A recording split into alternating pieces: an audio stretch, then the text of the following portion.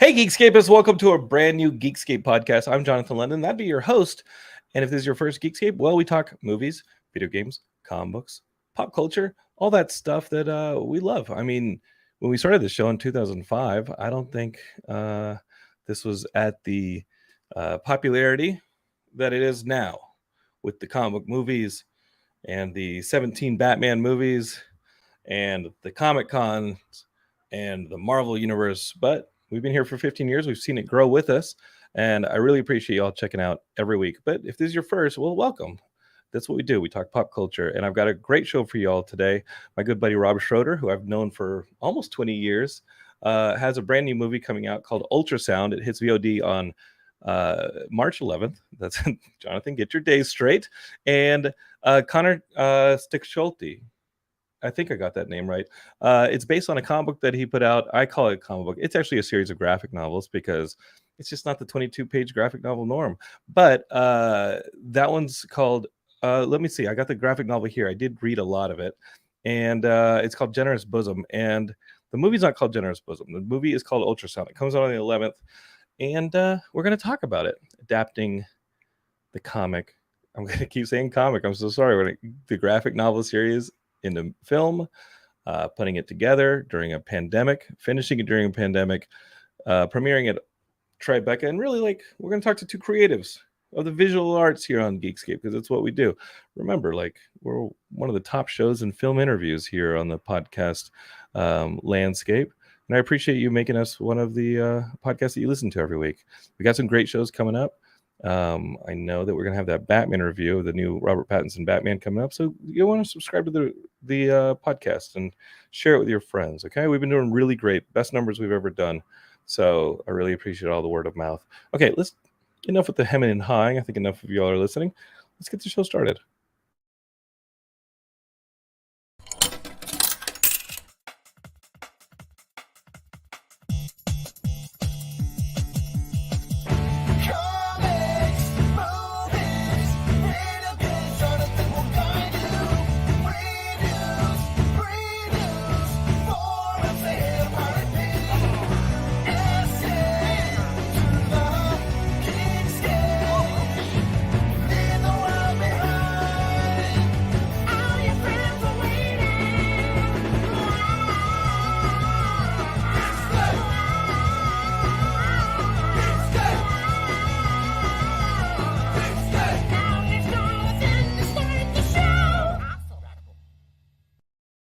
All right, Geekscapists, let's get to it. The movie's called Ultrasound. It comes out March 11th on VOD. Let's see who's in this movie, okay? I did watch it. I watched it today. It's got Vincent Kartheiser. You know him from Mad Men. Who else has it got? Chelsea Lopez. Oh, I think Brita Wool. I think you last saw her on Mr. Mercedes, if you watched that show. That's like a Stephen King involved show, so I'm guessing some of y'all at least watched it. Rainey Qualley, who I found out was Andy McDowell's daughter. Remember Andy McDowell? I love Andy McDowell. Come on, Greystoke. Come on, did you not know? Who hasn't seen Greystoke? Razor. You know what I'm talking about. Geekscapists. You're a little older Geekscapists would know about Greystoke. That's one of my favorite Tarzan films. But let's get to it. The movie's called Ultrasound. It's a little bit of a mind-bendy journey. And let's see the comments. Dan Gilbert over there in Texas goes, "Let's go commute. Listen." He's in Texas commuting. Joey Kochik on YouTube says, "Holy shit, I'm actually watching live, dude. I appreciate it."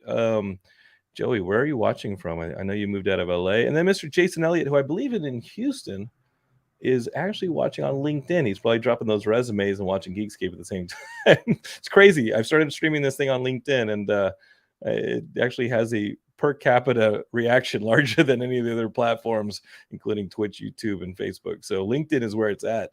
But there's Jason Elliott saying, "How are you, Mr. JL? I have a feeling that Jason and I might talk in the next 2 days because my Utah Jazz are visiting his Houston Rockets." And that is a different podcast. That's a sports podcast. We don't have that on the network, but we do have 20 other shows on the network, ranging from pro wrestling to music to horror movies, female filmmaking to comedy to all sorts of stuff. And the person in charge of running the network is right here. His name's Matt Kelly, and he says, "I'm so excited for this." Well, good. I'm glad. I like having creative talks with creative people. And Joey's now with his dog Crypto. I'm guessing he's a Superman fan. He lives north of Boston now, so that's cool. And Garrett Briones on YouTube says, "Hey, plug that Garrettscape." Y'all who are watching on YouTube, definitely subscribe because Garrett's got a pretty cool video starting out that's hitting the network tomorrow over on youtube.com/Geekscape TV. It's all about that first season of Netflix's Daredevil and why it, I think in his argument, is the best Marvel like film or TV adaptation ever. You know, I love it. I do love that first season of Daredevil. I like the first couple. All right, we got a lot of stuff to talk about, so let me get right to the filmmakers. Here's Rob Schroeder, who I've known for almost 20 years. He's the director of Ultrasound. Hey, Rob, how are you, John. brother? Great to see you. It's good to see you, man. We were doing some tech stuff right up to the drop, and we got it all worked out. I guess the Geekscapes will be the judge of that. All right, and then let's have Conor in here. Conor Stechschulte. He is the graphic novelist who put out this this comic, Generous Bosom, which if y'all are fans of, if you know, who do you get compared to? I think artwork style, if you're a fan of big graphic novel publications like Blankets that have a really like nice strong pencil style to them and ink style to them, I think some of like Jeff Lemire's indie books are in there, and obviously I'm guessing that you could compare it to the big ones too. What would some of those big ones be, Conor? It's on the edge of my you have to say them. I can't know. compare myself to the big ones here. You can. I'm obviously thinking of like 8 Ball and what's the one where the kids go in the woods and they end up like having sex, but the STD turns into like weird deformities. Black Hole. See it on the. That's the red book right there. Yeah, Black Hole. Yeah, Charles Burns. Yeah. In Black Hole is one of these movies that like, or one of these properties that they keep talking about. Oh, they're gonna make a Black Hole movie, or they're gonna make it just never happened. But I mean, honestly, Conor, maybe we start talking to you because you're the originator of this material that turned into this movie Ultrasound. What the heck, I think, is ultimately what we got to I mean, you are an indie comics and graphic novelist, and like, do you even touch superhero books, or is that like, nah, man, I'm gonna go play over in this wide field of other stuff and let the capes like do their own thing? Generally, yeah, I would say that sort of describes my disposition towards it. Although, you know, I don't hold my nose at this stuff. I just there's just so much that's great in the indie space that is what I'm interested in. I think like when I got super psyched about comics, like in my early teens or something like that, it was a lot of kind of on the cusp of like the mainstream and indie stuff. It was stuff like Bone or Scud, the Disposable Assassin, and stuff like that. They were Rob, those really got me into it. Yeah, Rob, we shared a roster with Rob and I were on the same directing roster over at Rob's production company Lodger, that's responsible for Ultrasound, and Geekscape. My partner who started Geekscape with me, George Callert, is Rob's cousin. George is my partner in Geekscape. Lodger, I always feel like, is a bit of like the sister company that has the production arm, responsible for some of the videos we've made over the years, and also has helped us with films like Dock of the Dead, that Geekscape co-produced. So whenever I think of like the work that Rob, I put you all together, that George and Rob do over at Lodger, whenever I think of the work y'all do over there, I do always think about us as like that roster. And there was a window where, who's that dude, Billy Proveda over in Santa Monica, when we used to like collaborate with him? Do you remember that, Rob? No. Billy Proveda was that dude in Santa Monica who would help us on like with like super music video pitches and stuff like that. The British guy. Oh, okay. You don't remember that dude? He was a good dude. He had his own roster of directors, and we had our roster of directors. Yeah.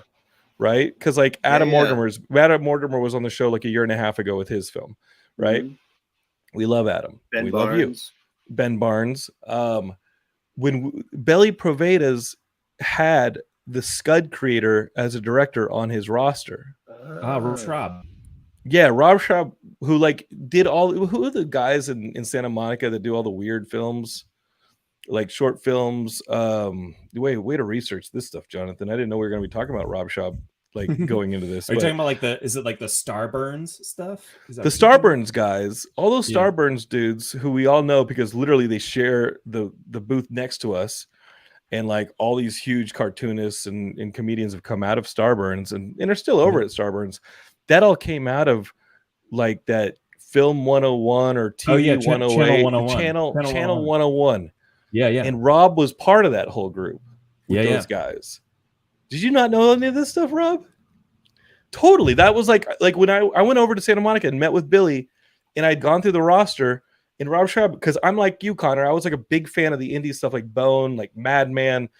I would love to still make a Concrete film out of Paul Chadwick's Concrete. I mean, I don't need to buy it, but I was in the comic store last week and I saw an enormous collection of Concrete issues, and I was like, I should buy this. No, dude, you've bought these things 10 times over. Like, I think I'm like you. So yeah, I did get really excited when we were on the same roster as Rob Schroeder, and that's the connection there. What else were you reading? Like, where did you grow up? I grew up in central Pennsylvania, largely a little town called Lewisburg.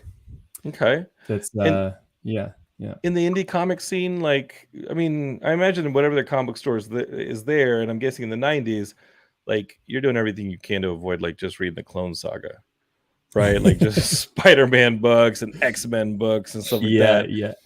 I'm realizing now that I have like more of an idea of what was going on in comics history when I like to it. But yeah, it was like I was just getting psyched on comics just after the big sort of like bust had happened in the 90s. And so yeah, I had to drive an hour to get to the nearest comic shop. And it was like a big deal, you know. We would drive to State College, PA, where Penn State is and everything. We go to the comic swap there in State College. That was my spot. Matt Kelly, who runs the podcast network, he's a Penn State graduate. And I'm sure he's familiar with the comic stories. He might be. So you're into these indie books. What are the ones that are popping off the shelves? You mentioned like Scud. I mean, you had to have loved Daniel Klaus and that stuff too. Yeah, absolutely, yeah. And I would say probably Velvet Glove, Cast in Iron is a definite influence on this material for sure. The kind of strange, psychological, surreal stuff. And did you go to school for art? Was this something that you were studying? Like when did you start drawing? I drew, all through my life, and then I went to art school for undergrad. I actually have a degree in painting, but it was in like undergraduate art school that I got into making comics. I found a sort of crew of friends where we all wanted to make comics together, and we started self-publishing zines, and it was kind of all over from there. I went to the Maryland Institute College of Arts. We were really close to Bethesda, Maryland, where the Small Press Expo happens. And so we would go there every year. And that was my first kind of introduction into indie comics culture and self-publishing and all that stuff. And it was it was all over once I got to visit SPX. That's insane. I mean, as a comic book lover, the closest I've gotten was writing comics. I've written comics here and there, off and on for different places, but I'm just not the artist. Like, even when I try and micromanage the artists with like the blocking of the panels and things like that, I realize that's Jonathan, that's not your strong suit. Like, they are artists, let them be artists, and maybe something closer to a Marvel method where you throw a plot and let them do the breakdown is a little better to the pacing of comics. But the pacing of comics is very, very different than the pacing of film, which is where Rob and I kind of came up in. We were always film guys, I'm guessing, right, Rob? Is that accurate? Yes. But ever since I've known you, you've always been the dude who goes to like secret headquarters. I think is still like roughly your comic shop, right? Yep. Rob, like you go to secret headquarters and you come back with like a graphic novel. And you're like, hey man, have you seen this? And even though I do like the indie comics, and even though I do like the superhero comics and the big two and maybe Image and Dark Horse, you and I would always have a bit of a discourse about like what the most recent big indie is. Yeah, go ahead. Like, we've been to many conventions together, and I know it. Like, at the end of the day, I'd go to your booth and be like, "Look at all the shit I got. I'm gonna put it under your booth. Look, isn't this amazing?" And it's all good. It's all good, dude. big pile of paper. Well, we need the giveaways. Every now and then Matt Kelly would accidentally give your comics away. I'm kidding. He never did that. He never did that. And you know what? I think we're coming back to Comic-Con this summer. I think the whole pandemic thing has like, I know they're rushing to put WonderCon together. You got an email today that's like, come, WonderCon badges are on sale. I think WonderCon's supposed to be like in a week. That's an exaggeration. Yeah. But I did apply for Comic-Con rooms for exhibitors. So excellent. I think we're back this summer, knock on wood, that you will be able to put your indie comics back under the booth. But where did you discover this one, Generous Bosom? Like, because this didn't seem like something that hit the shelves before you started developing it that much. Did you have a prior like relationship with Conor? Were you just somebody who like on an indie scene was like, hey, there's this creator out in freaking Maryland that is doing some cool work, and I'm going to pick up his book before it hits shelves? Like, tell me about discovering this thing, dude, Rob. you put your finger on it. I was at Secret Headquarters. I want to say it was 2015, and the first book was on the shelf, published by Breakdown Press in the UK. And I feel like it was recommended to me. But I read it, and I was very intrigued, but didn't really know where it was headed. Then second book came out in 2016, and that's when I reached out to Conor to see what was up over there, because you've been looking for your first feature for correct me if I'm wrong, but I think as an indie director doing the music video and commercials and producing, and I got to say, like, Rob is an Emmy Award winning director. Like, he directs the Actors on Access stuff. You work with some of the biggest actors in the world, especially for that series, right? Like, you've done you've done music videos for like Weezer and this and that we've seen you make some amazing videos, but we've always been on the hunt for that first feature. We've watched Adam do his features. We've watched some of the other directors that we've come up with do their first features, but you've always been in the hunt, scouring good material for your first feature. Yeah. Why this and one? I do enjoy producing too. And I did a lot of producing on this one. And then we had made a couple other films, Sunchoke, Uncle Kent 2. So, it's always been kind of my passion to tell stories on a big screen. But yeah, this was the one that I guess checked all the boxes. Well, I mean, having seen the graphic novel series that Conor did, and having seen the movie, the translation between the two is that you did not take as many liberties as I see a lot of comic book adaptations take. Is that because Conor wrote the script? Is that because, like, how close were you in taking this material from like Conor's pages onto the screen? I mean, and do you agree with that assessment, Rob? Because I'm seeing pieces of dialogue that are similar. I'm seeing framing that is similar, and I'm seeing pacing and back and forths, even in the singles and things like that are similar. Yeah, that's very interesting, because I put down the books because there were 2 books when we got going on the script. There were 2. 3. Yeah, right. But 3 when we were filming. Yeah. 3 when we were filming. And there are sequences in 3 that do make it into the film, but temporally and structurally, they are in different places than they are in the graphic novel. Yeah, Conor can talk more about that process, because he wrote the screenplay after 2 books. Cheat. It was like a cheat. Yeah, he could be like, "Oh, I know what's going to happen, so I'll just put it in the script." You could George R. R. Martin the whole motherfucker. Yeah, we sort of did. Although because has George put out the last book? No, he doesn't have to. He's playing Elden Ring. He's not doing that. I got one up on him, but yeah. I actually did release the last book. But yeah, the movie we had finished it, and the movie was out. Yeah, before the last book was out. What is that like? Because again, like I said, like I'm thinking about that swimming sequence that is early in the film, but it's not until book 3. Yeah, and I'm thinking about, like, are those? Like, talk to me about this, Conor, because are those I don't want to say course corrections, because each piece is a piece in and of itself. If you're a fan of the graphic novel, that series, that's a graphic novel series. The film is the film, right? But like, what adjustments are you making narratively, creatively, in consciously taking this material from page to screen And did you inform book 4 in having written the full story in the screenplay? Definitely. Yeah. The last two, book 3 and book 4 were both done with basically a finished screenplay at that point. So I like wrote and drew the first 2 books and then wrote the script and then made the last the third and fourth book kind of like from the script. So like the first bit of the screenplay was based on the comic, and then the last bit of the comic is sort of based on the screenplay. You know, sort of like a weird spiral. How do you keep track of that? It was tough, and definitely like it was good. Rob mentioned like he put down the books at a certain point because we just had to, because there were so many different avenues and little details and stuff that we had, there was like the stuff we had talked about, the stuff that we talked about that was in the script, the stuff that we talked about that wasn't in the script, the stuff that's in the comic but not in the script, stuff that's in the script that's not in the comic, and it would just get like super confusing. But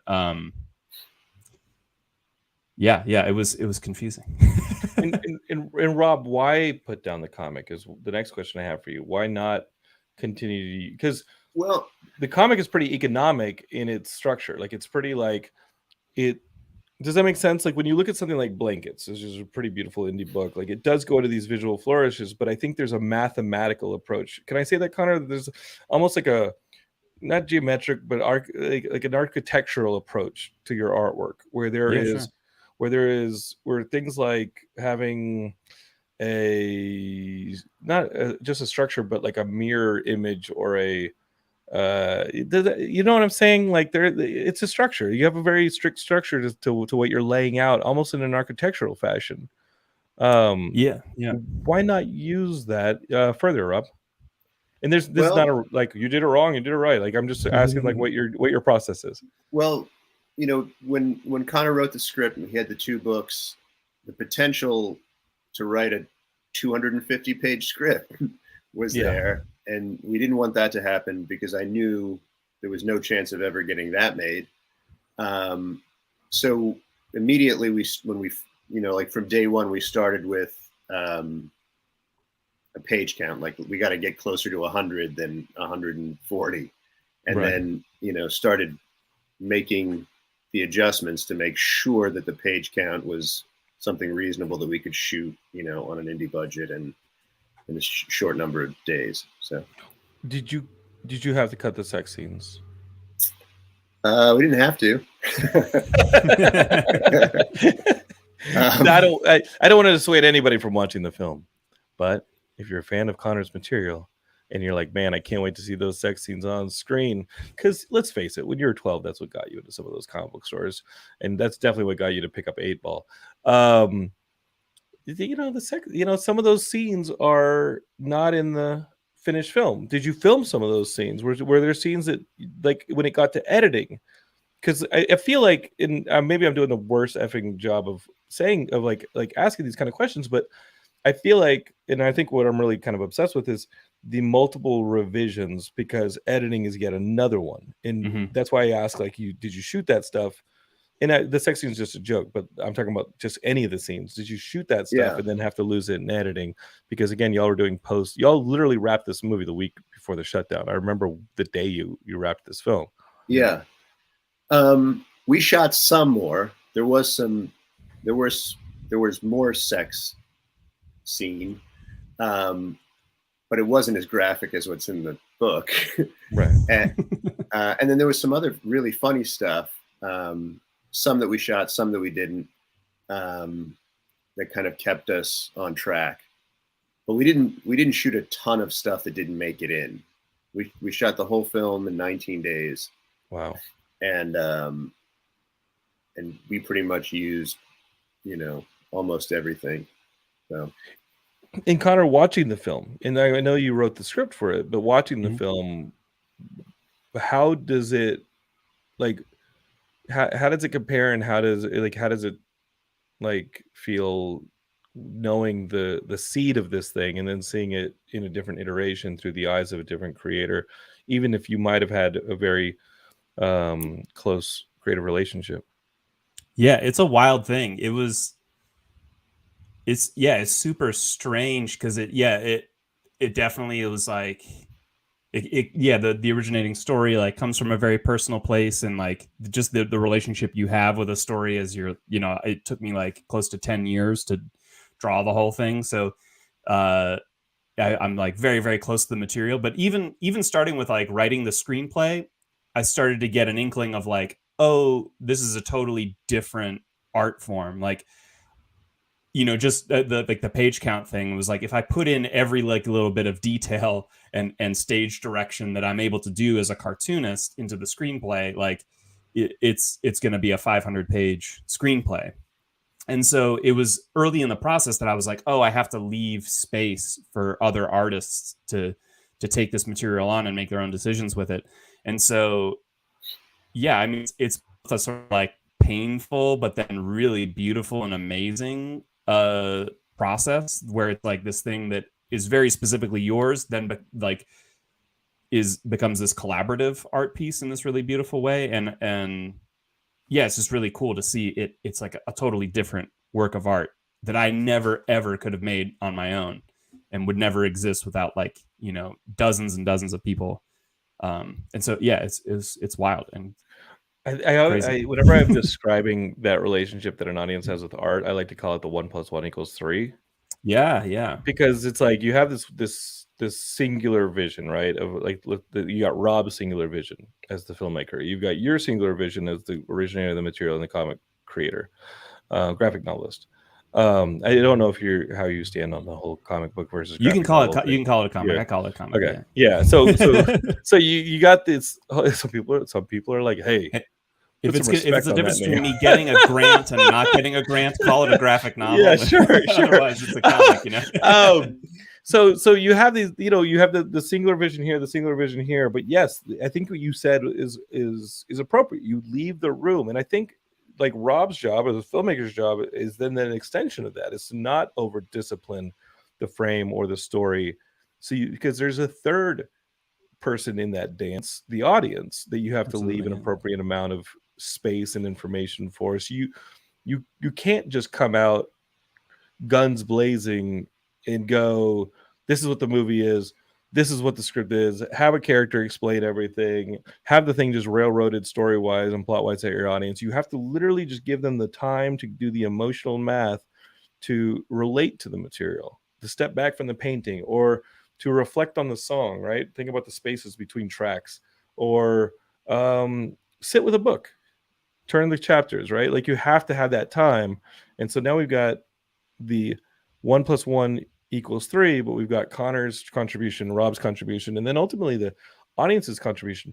But Conor, you said that this is a kind of a biographical or personal project.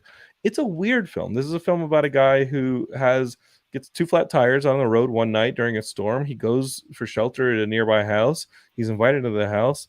He's probably drugged, but then the guy who owns the house propositions him to spend the night not on the couch. Why don't you just share the bed with my wife, my young wife? You just go spend the night with my young wife. Vincent Kartheiser, who you know from Mad Men, is in the film, and he plays this guy who's kind of taken a weirdest shelter of his life here in this house. What was the origin of this? Because you did call it a personal project, but it is a little weird.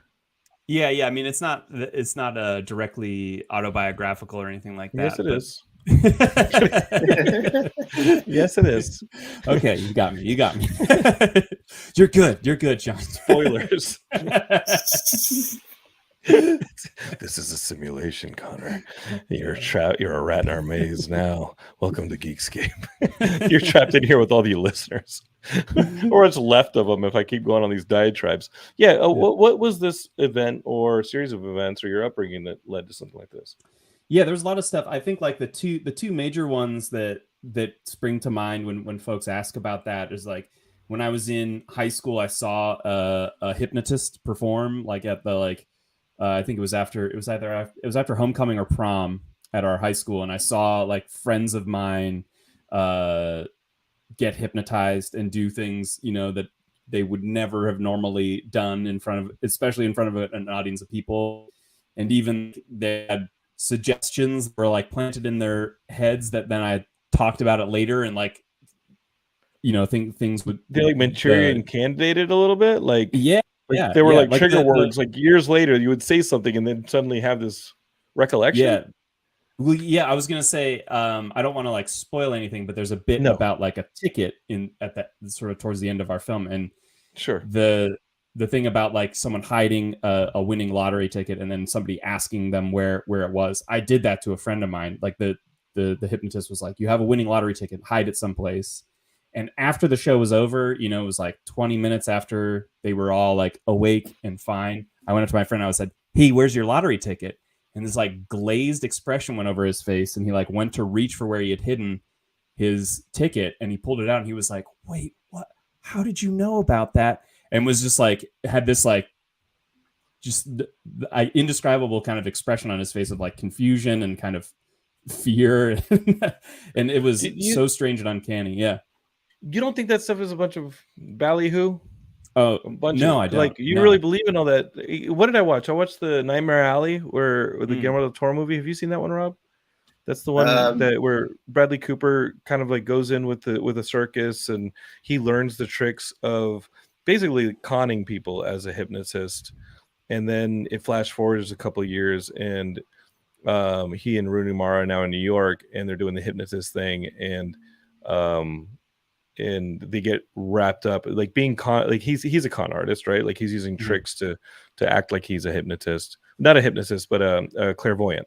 He's using like personal tics and tricks that he learned from David Strathairn back in the circus to basically scam people. And he's in the scam he's gonna get his comeuppance, and you sense that the whole time you're watching the movie. You're like, someone's gonna figure out that this guy's a fake, and he's gonna find himself in a very uncomfortable situation because it's Guillermo del Toro, and characters don't have pleasant experiences in his movies. But that Bradley Cooper character is a con artist. Like when you watch this stuff, like this whole almost like second reality or like third eye thing, like you believe that the hypnosis thing.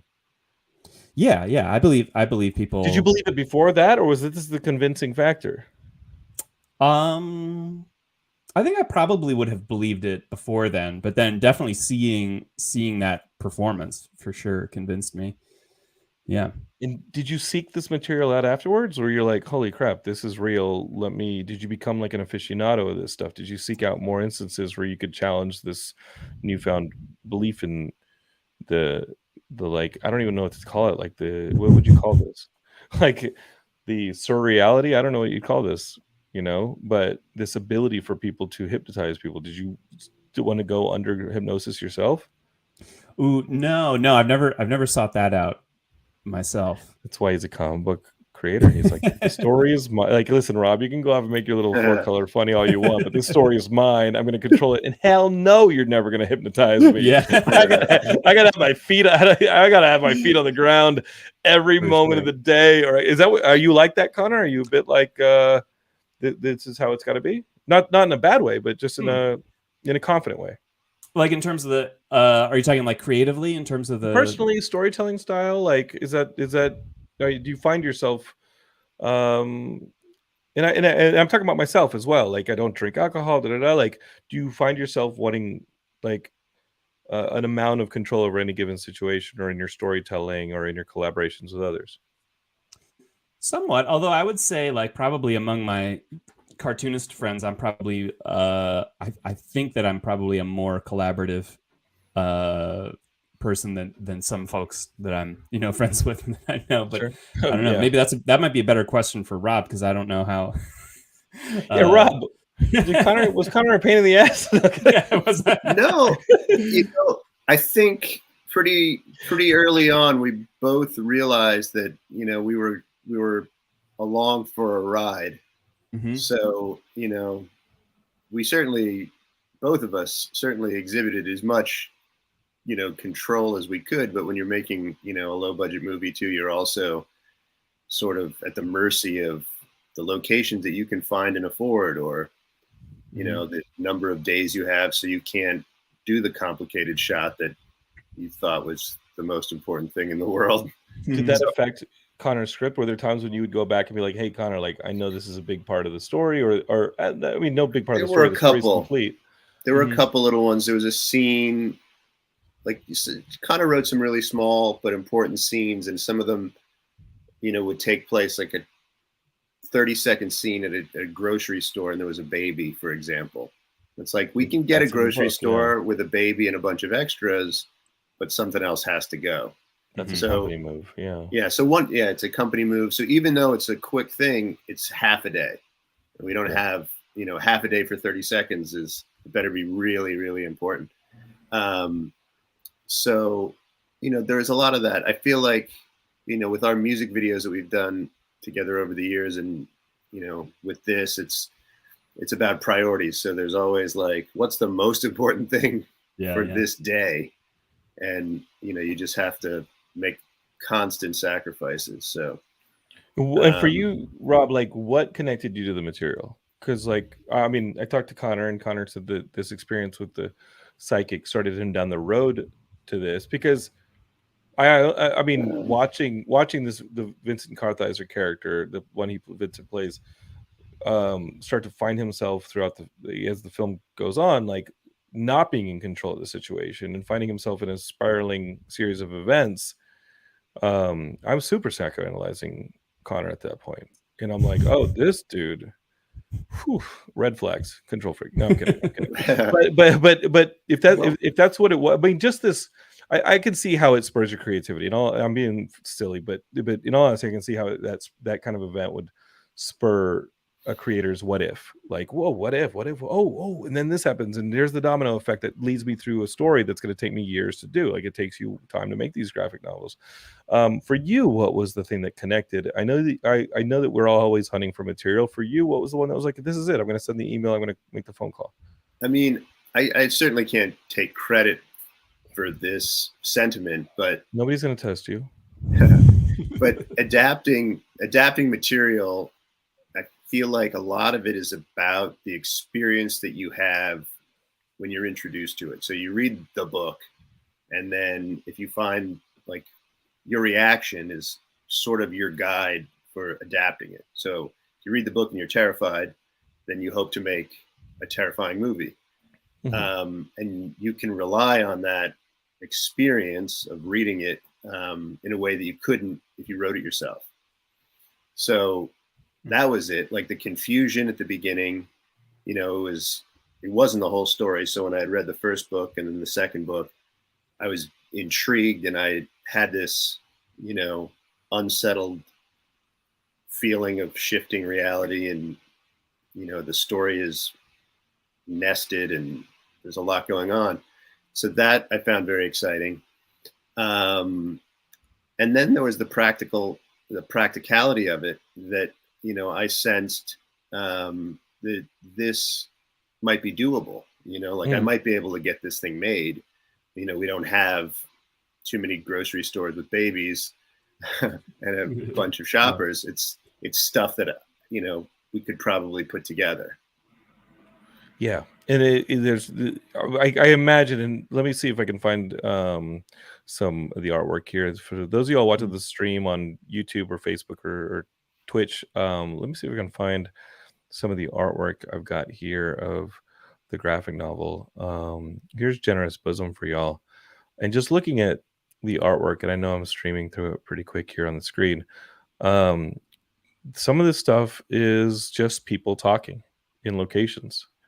You do have a lot of the shots. Like, Connor, is filmmaking something that you had interest in, or is this language that you picked up as a comic book artist? Because we're looking at a traditional over shoulder, doubles coverage kind of stuff. And if I'm reading this in the comic shop, I think I'm thinking what Rob's thinking. I'm like, this guy has a film eye. This is paced like a film. And at the end of the day, people talking, I can afford that. This might be the one that I make into a film. Were you cognizant of that kind of stuff as you were making it, or was it always just going to be a series of comics? Yeah, I think that it's hard to like fully go all the way back to what I thought. I've always had an interest in film for sure, and I feel like always, you know, when I'm working on comics, I feel like they're in conversation with films, and movies I see like inform the way I make visual and storytelling decisions 100%. But I think that, yeah, my ambition at the start of this book was that it would be a comic book, you know, and that it would be like a big, long, sprawling comic book, but a comic book. Yeah. And who are some of the creators working now that you still like aspire to or get influenced by? There's a ton. Man, like if somebody's listening right now and they're like, hey, you know what, it's Comic Book Wednesday in a day, let me go pick up that one that Conor suggested. What would something like that be if they really wanted to step away from the capes? Yeah, well, I mean, the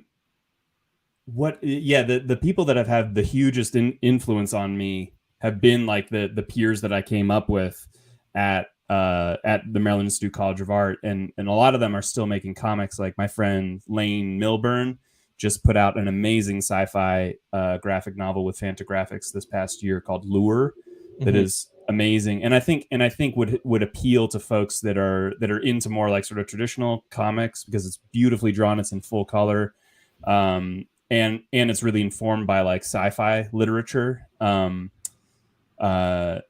Yeah, I mean, my friends, like, yeah, I'm thinking of like a lot of my friends and peers, but I think that yeah, I don't know, I'm biased. You can shout out your peers, because I mean, Fantagraphics that is not a small publishing company on the indie space. Like, Fantagraphics also has a booth at Comic-Con. We should have your friend at the Geekscape booth this summer. If he's in San Diego, we should have him signing at the booth, telling people about Lure. I mean, the reason I think I started this show way back when was because we're not at this crazy like place that we are now as geeks, where this stuff is so accessible and everybody knows about the Z-list Marvel characters. I don't think most of us had this level of collaboration or access 15 years ago when this started.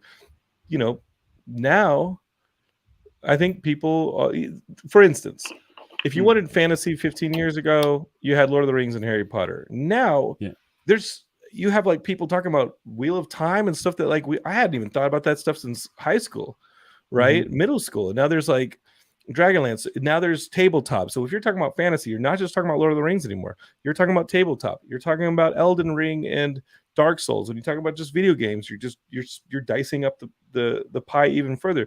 There have been so many niches here that like, how do you find some of this stuff? I think this is absolutely the place where I would want you to recommend stuff to the listeners. Conor has a Fantagraphics book coming out soon too. Good, because his ass is going to sign at our booth too this summer. Heck yeah. Put a stamp on that one. Yeah, we're collecting all of the Generous Bosom books under the name Ultrasound. It's going to come out with Fantagraphics. Should be May, we're thinking, but yeah. Now a spectacular, big spectacle Hollywood film that's going to be up there in the big top, right? You're going to have that forward by Rob Schroeder. Yeah. You gonna write the forward of that, Rob? No. Connor's gonna ask one of his graphic novelists buddies to do it. There's no forward. But just put the movie poster on the cover. You know that, like, when that happens, when you read like one of those adaptations. You know what I saw? There's a video game called Dante's Inferno, and they republished the classic Dante's Inferno, and they said the basis for the popular video game of the same name, in the cover of Dante's Inferno, the classic literature had the cover from the video game on it. That's what they were putting out in freaking Barnes and Nobles and on Amazon. That's a savvy operator, though, because you know the Inferno, the Divine Comedy is like public domain, so they just have to. You got anything these gamers are going to want to read? These gamers are into the Game of Thrones. We got anything like Game of Thrones? We could just go to the Cantos to throw at them. It's like when I saw the video game cover to Dante's Inferno on the Divine Comedy, I was like, we're spiraling the drain culturally. Like, that's what you got to do. You got to take the comic. You've already changed the name. You got to take it and put Vincent Kartheiser's picture like right there on the front. Come on. Conor did make a new cover that's really nice. Does it have the stars of the film in it? It does not. I actually have the Man. original artwork right here. I can show it to you. Do you want to toil and come on, man, sell out? Conor. This is roughly what the cover for the Let me see. the book. Oh, that's pretty cool. Yeah. That is pretty cool. I still need you to sell out, Conor. All right, I'm working on it. Conor, this is what you do. You know what? F it. Put Ben Affleck on the cover. Why not? Why not? What's he gonna do? Say this is what you do. This is what you do. Put The Rock on the cover. Let's see how many issues. Sell some books. You want to sell some books? This is what you do. Put Harry Potter on the cover from The Rock. This is what you do. And Rob, you just don't worry. When they discover the book, they're gonna find the movie. All right, they're gonna be like, "Wow, this looks pretty tight," but I don't want to read. I'm gonna go over here to VOD, and I'm gonna go look for this Harry Potter versus The Rock movie. Yeah, I'm gonna watch that, and just don't tell them. I mean, listen, they're gonna be watching this movie, and the movie's weird. Like the movie's psychological, and it's weird, and it's trippy. They're gonna be watching this movie. They're not gonna know when The Rock and Harry Potter are gonna fight. They're gonna get to the end credits. Listen, the whole movie's gonna end, and they're gonna be like, "What the fuck did I just watch? Did The Rock fight Harry Potter in that? I don't feel like I was lied to or tricked." So yeah, that was pretty tight. That's what you got to do. Marketing 101. All right, we'll get the PR people on the phone. Listen, this is why I'm doing a podcast in my office. We'll wake them up. Don't listen to me. Don't listen to me. That cover looked horrifically beautiful. Like it looked like it was. It does. It looked like what I felt when I watched the movie. It looked like somebody whose identity was put into question, and there was a multifaceted sort of. Yeah, does that make sense? Like there was. That piece of art looked great. Looked amazing. You ever write for other people? I know this is a film, but as far as your graphic novelist, do you ever let other artists jam on your scripts, or is it pretty much like, hey, this is how it came out of my head as far as I heard it script form? I think I know how this should look. Have you trusted other graphic novelists to take your words and run with them? I've done it a little bit, only like twice, but I really, really liked it. I really enjoyed that process, and I would definitely do it again. But yeah, it's just sort of like a practical thing. It's like the folks that I know who I want to like draw the stuff I know are busy with their own projects, and I don't have money on hand to like pay them to draw stuff. So it's a lot more practical to just draw my own material. In Geekscape, it's like even if you're working for DC and Marvel, you're not making money in comics. Like money in comics is really, really tough to do. Like you got to do some Robert Kirkman level, adaptation of TV stuff.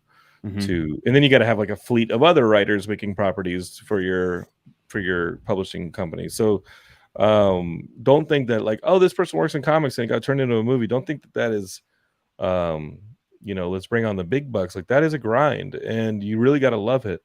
And Conor, like you love it. You love writing the comics. What about screenwriting? Is this something that like the next words that you put on paper, does it have to turn into a comic, or are you going to continue to kind of work on screenplays? Was this the first screenplay that you wrote? This was the first screenplay that I wrote. Yeah. Rob, why did you trust him with the screenplay? Yeah, for real. He wouldn't have given it to me otherwise. Is that true, Conor? When y'all are, I mean, first off, like what'd you do? Send an email to Conor and be like a blind email? And be like, hey. I emailed him, and then he didn't write back. And then I think I emailed him again, and just followed up, said, hey, what's up? And then we started talking about it, and I think from the very beginning, one, I was very impressed that Conor understood the rest of the story. So it wasn't just the two books. He could explain to me all four books where the story was headed. And he's just said he really wanted to write the screenplay or take a crack at it. But there was no chance, Rob, like, because he did a good job with the screenplay, but was there ever, as you're waiting for those pages to come in, were you like, what if this isn't a storyteller that can transfer to this medium? Because like I said, like the pacing's different. There's a lot of different discipline that you got to put into. I think there's a lot of trust you put into a script where it's like, no, you got to peel back and only let it be a blueprint, that kind of stuff, and leave space. Was there any chance that you were going to have to find just like some way to course correct if Conor? It probably could have died on the vine.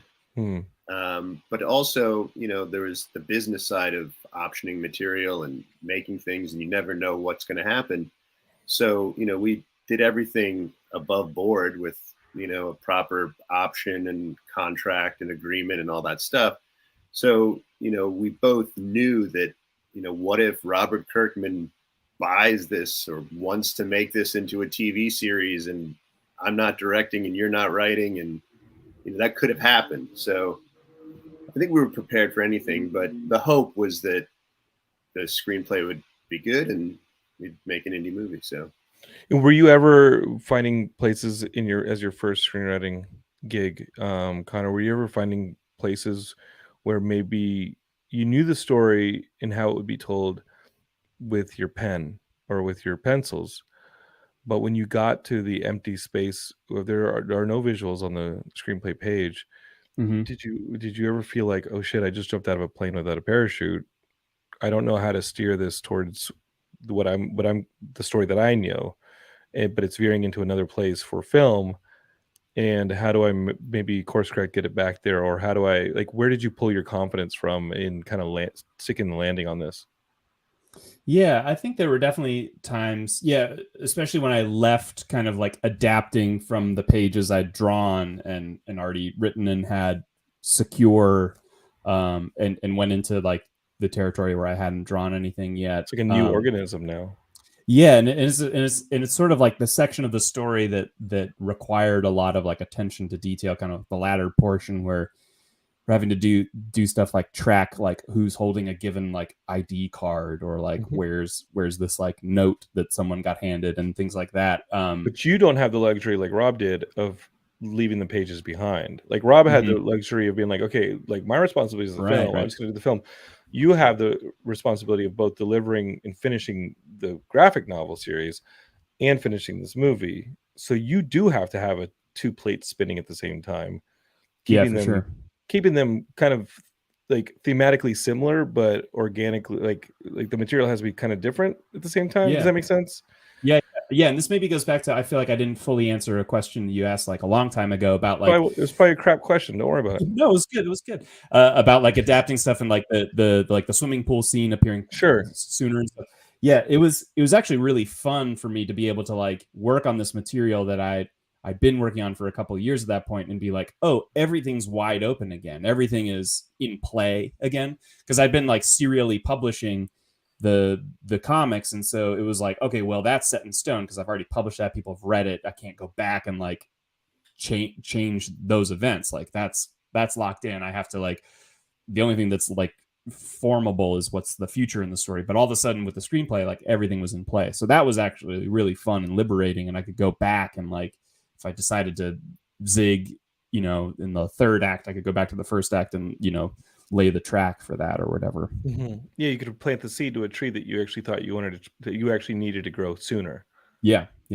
I think that is what people like Robert Kirkman have done, or in The Walking Dead. I think that's definitely something we've all witnessed George R. Martin do in the adaptation of Game of Thrones. There's like, we all watched him kind of course correct things in the stories as it made itself to screen. And then when they ran out of the running room of the books, I feel like, I don't want to say, I feel like we all kind of felt when they ran out of running room that had been established in the novels. We all kind of felt the foundation kind of wasn't there in the later Game of Thrones series for where these relationships were going. Hey, George, do you have any notebooks or anything? How are we supposed to end this thing? And I mean, we'll see what they do with the Game of Thrones prequels and this and that. There are some people who enjoyed the Game of Thrones series and how it ended and stuff. And like, I think the same thing goes with like Lost. I think that the idea with Lost, and we've seen those creators go on to do some amazing stuff.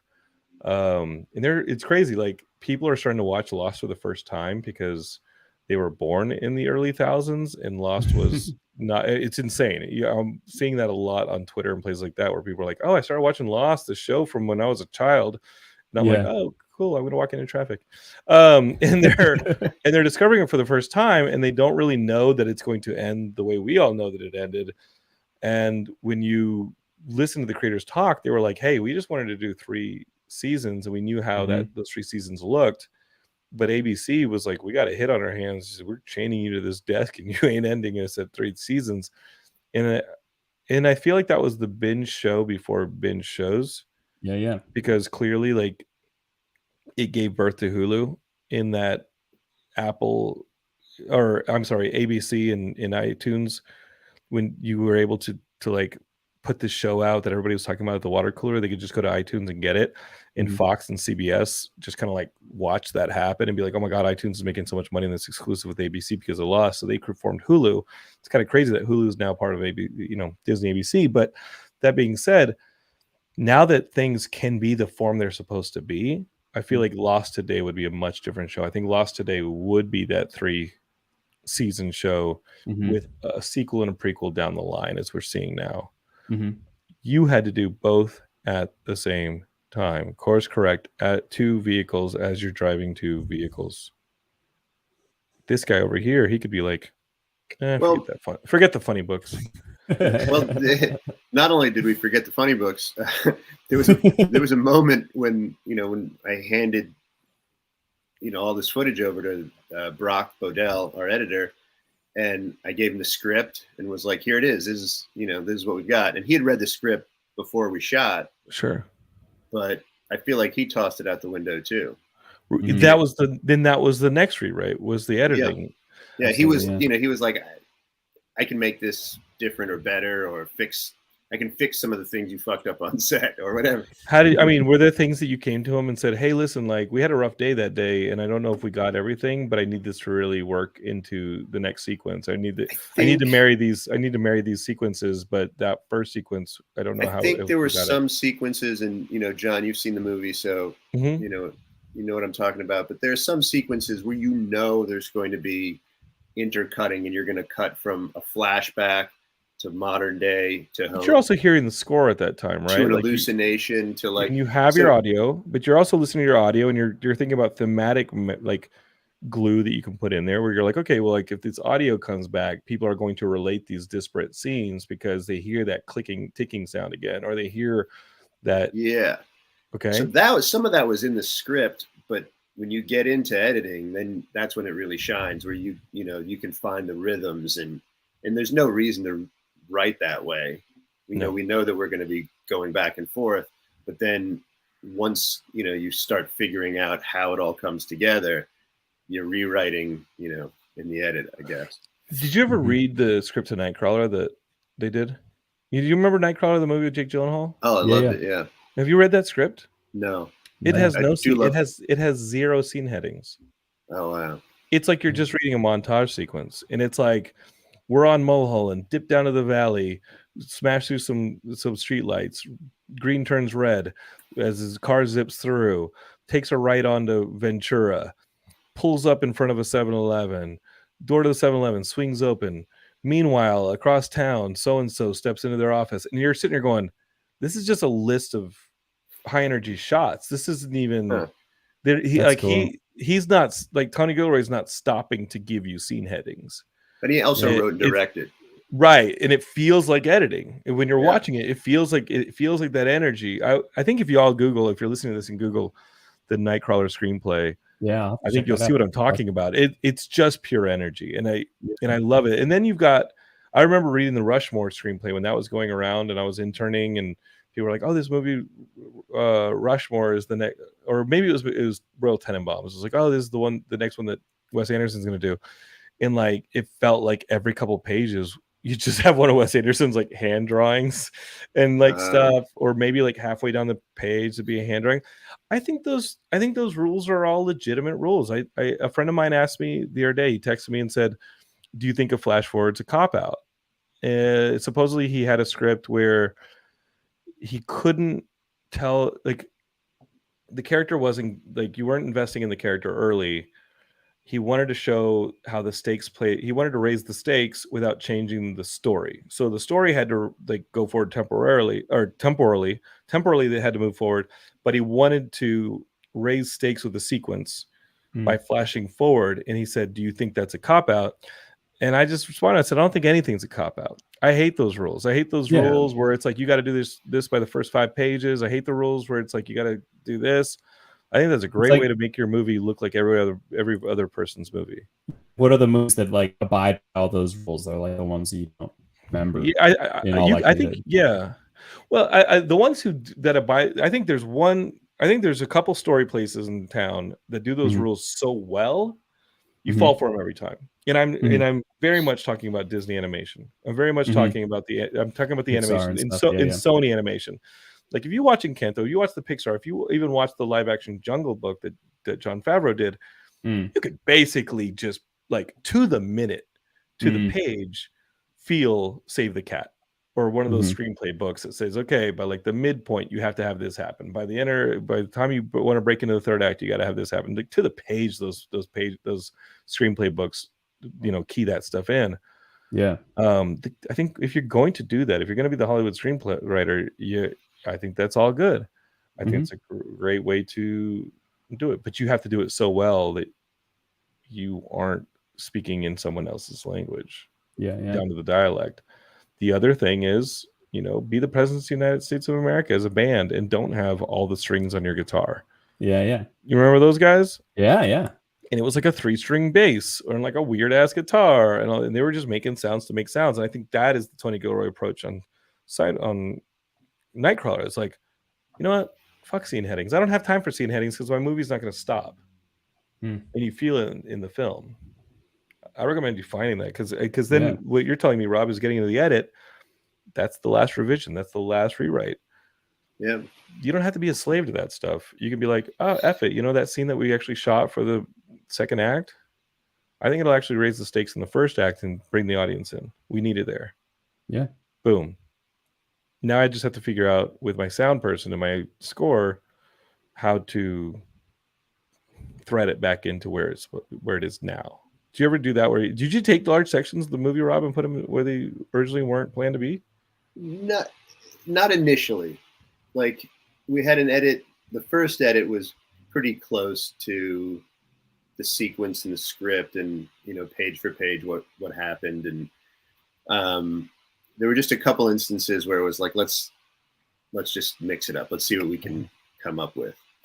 And then, there were those designed sequences where we knew in the script that we're jumping around, but until you actually start jumping around using your footage, you don't know exactly how it's going to go. Yeah. But there's one interesting story that... And by that time, the things are colored and structured, and you're like, well, yeah, I can't use that as a trick to marry these. Okay, tell me that story. I'm sorry.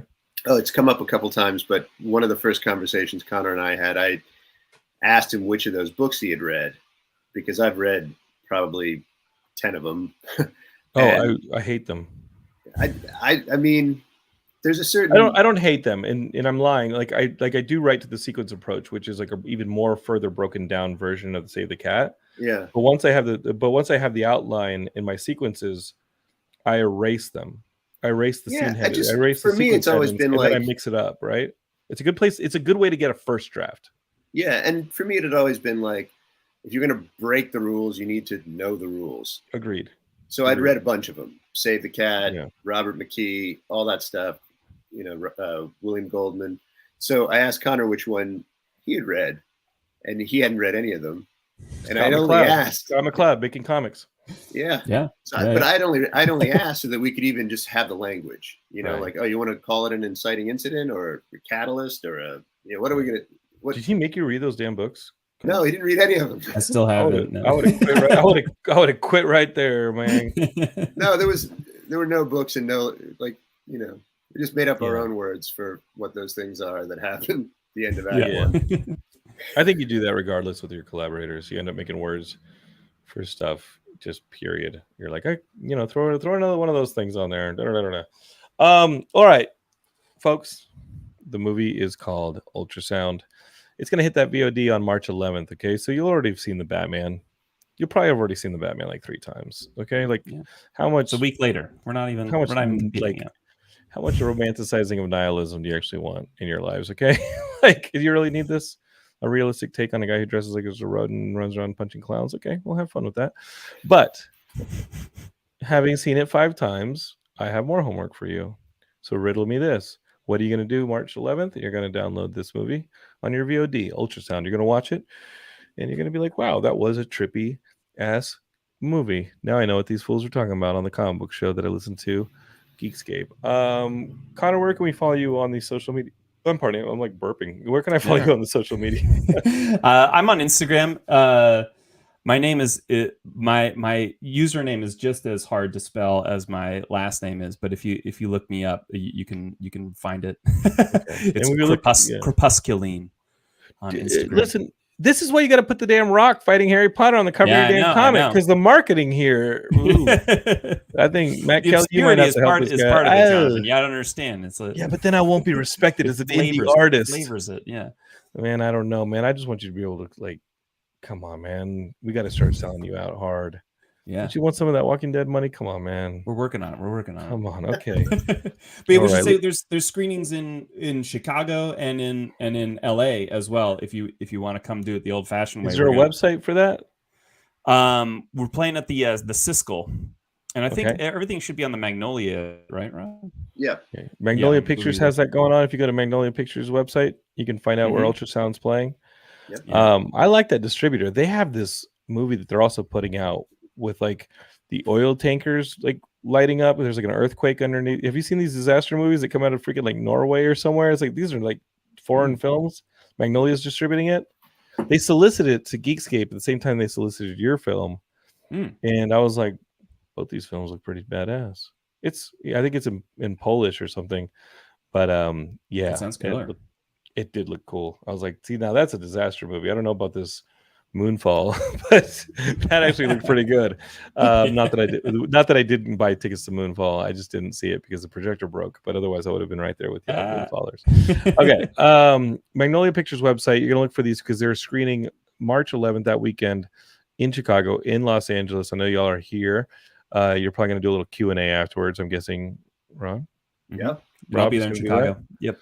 Okay, so y'all gonna lock that down, and then you can buy the comic where you can get these books. Well, probably the best thing to do at this point is to pre-order it from Fantagraphics. Pre-order the Ultrasound book, because buying them individually, if you haven't been following along yet, it would be kind of expensive to jump in. How much would those things be on eBay? What do you think? What you got here? Well, I just found out that the third one just sold out, and they're probably not going to reprint that. So I don't know. People have been trying to hawk them for $100, something like that. $100 a piece? I've seen it. Dude, I've seen it. That's amazing. That makes you feel good, though, right? Not really when it's like it could be. You're like, I won't be able to read it. Yeah. And I only saw whatever $1. Yeah, I guess you're right. Yeah, I guess you're right. Yeah. God bless you. God bless you. No, it's good. It's good. It hypes people up for your next one, though. I think is what it does. Is people are like, oh, this thing's gonna sell out. I heard he's writing the next. It's hot. Yeah, he's writing Harry Potter Fights the Rock movie, so I think you're gonna do that. Yeah. So look at fantagraphics.com/Harry Potter versus the Rock. Download the CBR file. Yeah, if you can figure out how to use CBR now that they've merged with Amazon. No offense, CBR, but I know people weren't happy with that merger. Yeah. Oh no, was it? It was Comixology. Comixology is the one that merged with Amazon, and people were like, "What the fuck just happened to my Comixology?" Rob, where can we find you? I'm not very into social media, but I have an Instagram called Tashi Rob. Okay, I'm just telling you guys, like, listen, you're not leaving the marketing to George, are you? Some of it. The good God. Is that what Geekscape's here for? Is to pick up the weight for George? Also, Ultrasound Movie. Okay. Is on Ultrasound Movie. Yeah. Ultrasound Movie on Instagram. Okay, let's do that. I think it's on all. I think it's on all the social medias. Ultrasound Movie. All right, that's what you're gonna look for. I got Rob Schroeder here. He's the director and the writer. Conor Stechschulte. I fucked that up hard. You were doing good up until that last one. Yeah. Yeah. Stechschulte. Stechschulte. There you go. Yeah. Podcasting so easy, an idiot can do it. And we do it every week. We're going to come up pretty soon here with our Batman reaction to Matt Reeves' new Batman, and I think I'm sitting down with one of the producers of Batman here in the next week. literally in the next week. I'll be sitting down with him. I don't know if I'm live streaming that or going to the office and recording that remotely. I don't know how we're doing the Geekscape is, but the best way to find out is subscribe to us on whatever podcast platform you like. Subscribe to Geekscape. You'll enjoy it. And then when you're done listening to this show, I want you to go explore the rest of the Geekscape network we've so finely and carefully put together for you. We got all sorts of movies for all your pop culture needs, all sorts of podcasts for your pop culture needs. Go check those out. All right, that's enough. Jonathan's rambling. I love you. Till next time, Geekscapists, don't hate, create. We'll see y'all at Comic-Con. Peace. Thanks so much, Jonathan. Thank you, dude.